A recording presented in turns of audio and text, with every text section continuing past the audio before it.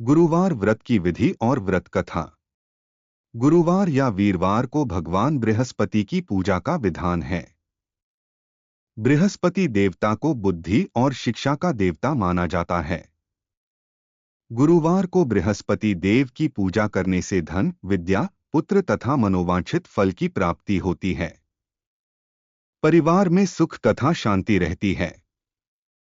गुरुवार का व्रत जल्दी विवाह करने के लिए भी किया जाता है। लेकिन गुरुवार की पूजा करते समय यह ध्यान रखना चाहिए कि पूजा विधि विधान के अनुसार हो। व्रत वाले दिन प्रातः काल उठकर बृहस्पति देव का पूजन करना चाहिए। बृहस्पति देव का पूजन पीली वस्तुएं, पीले फूल, चने की दाल, पीली मिठाई, पीले चावल आदि का भोग लगाकर किया जाता है। इस व्रत में केले का पूजन ही करें। कथा और पूजन के समय मन, कर्म और वचन से शुद्ध होकर मनोकामना पूर्ति के लिए बृहस्पति देव से प्रार्थना करनी चाहिए। दिन में एक समय ही भोजन करें। भोजन चने की दाल आदि का करें। नमक न खाएं। पीले वस्त्र पहनें। पीले फलों का प्रयोग करें। पीले चंदन से पूजन करें। पूजन के बाद भगवान बृहस्पति की कथा सुननी चाहिए। प्राचीन समय की बात है। किसी राज्य में एक बड़ा प्रतापी तथा दानी राजा राज्य करता था। वह प्रत्येक गुरुवार को व्रत रखता एवं भूखे और गरीबों को दान देकर पुण्य प्राप्त करता था, परंतु यह बात उसकी रानी को अच्छा नहीं लगता था। वह न तो व्रत करती थी और न ही किसी को एक भी पैसा दान में देती थी और राजा को भी ऐसा करने से मना करती थी। एक समय की बात है, राजा शिकार खेलने को वन को चले गए थे। घर पर रानी और दासी थी। उसी समय गुरु बृहस्पति देव साधु का रूप धारण कर राजा के दरवाजे पर भिक्षा मांगने को आए। साधु ने जब रानी से भिक्षा मांगी तो वह कहने लगी, हे साधु महाराज, मैं इस दान और पुण्य से तंग आ गई हूँ। आप कोई ऐसा उपाय बताएं जिससे कि सारा धन नष्ट हो जाए और मैं आराम से रह सकूं।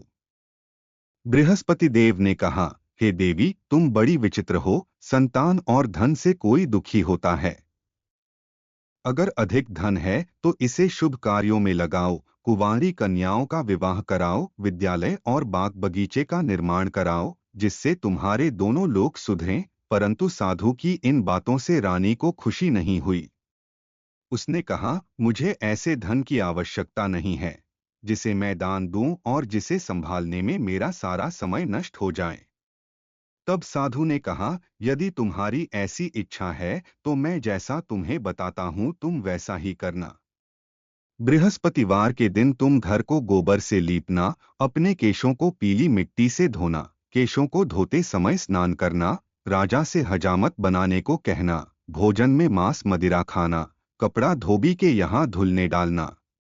इस प्रकार 7 बृहस्पतिवार करने से तुम्हारा समस्त धन नष्ट हो जाएगा। इतना कहकर साधु रूपी बृहस्पति देव अंतर्ध्यान हो गए। साधु के कहे अनुसार करते हुए रानी को केवल 3 बृहस्पतिवार ही बीते थे कि उसकी समस्त धन संपत्ति नष्ट हो गई। भोजन के लिए राजा का परिवार तरसने लगा।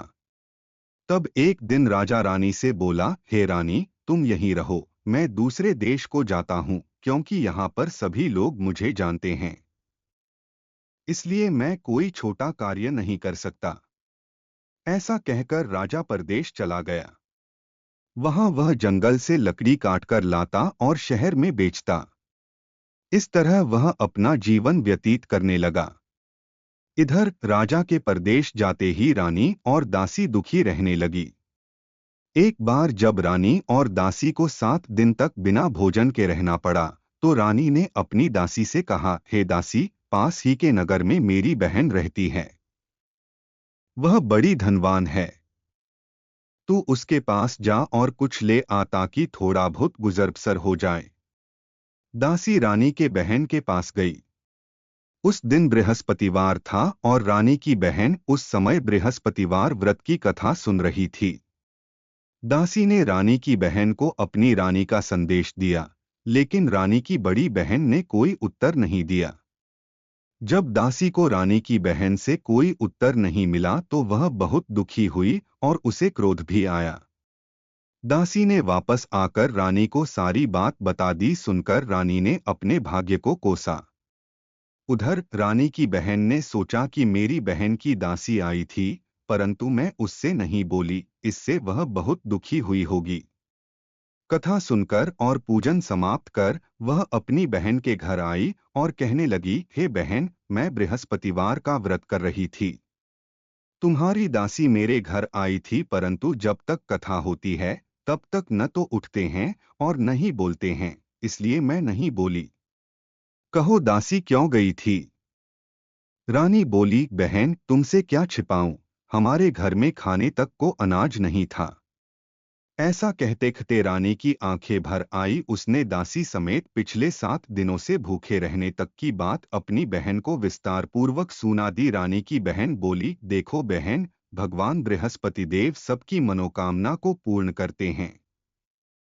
देखो शायद तुम्हारे घर में अनाज रखा हो। पहले तो रानी को विश्वास नहीं हुआ, पर बहन के आग्रह करने पर उसने अपनी दासी को अंदर भेजा तो उसे सचमुच अनाज से भरा एक घड़ा मिल गया।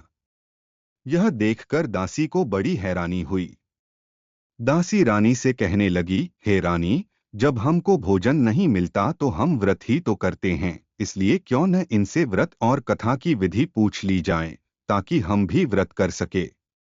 तब रानी ने अपनी बहन से बृहस्पतिवार व्रत के बारे में पूछा।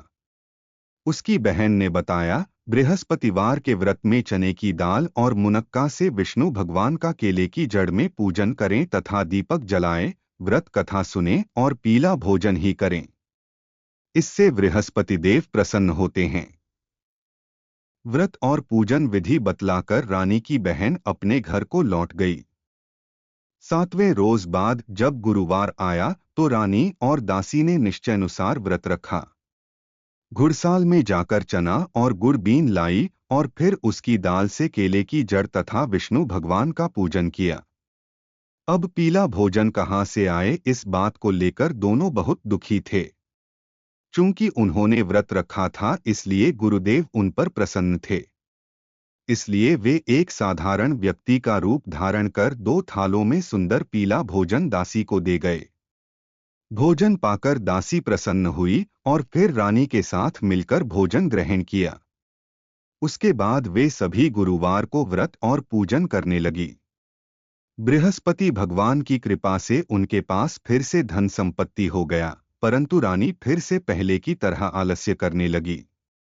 तब दासी बोली, देखो रानी, तुम पहले भी इस प्रकार आलस्य करती थी, तुम्हें धन रखने में कष्ट होता था, इस कारण सभी धन नष्ट हो गया, और अब जब भगवान गुरुदेव की कृपा से धन मिला है तो तुम्हें फिर से आलस्य होता है। बड़ी मुसीबतों के बाद हमने यह धन पाया है, इसलिए हमें दान पुण्य करना चाहिए, भूखे मनुष्यों को भोजन कराना चाहिए और धन को शुभ कार्यों में खर्च करना चाहिए, जिससे तुम्हारे कुल का यश बढ़ेगा, स्वर्ग की प्राप्ति हो और पितर प्रसन्न हो। दासी की बात मानकर रानी अपना धन शुभ कार्यों में खर्च करने लगी, जिससे पूरे नगर में उसका यश फैलने लगा। गुरुवार को बृहस्पति भगवान का व्रत रखने से घर में हमेशा सुख संपत्ति की बहार रहती है।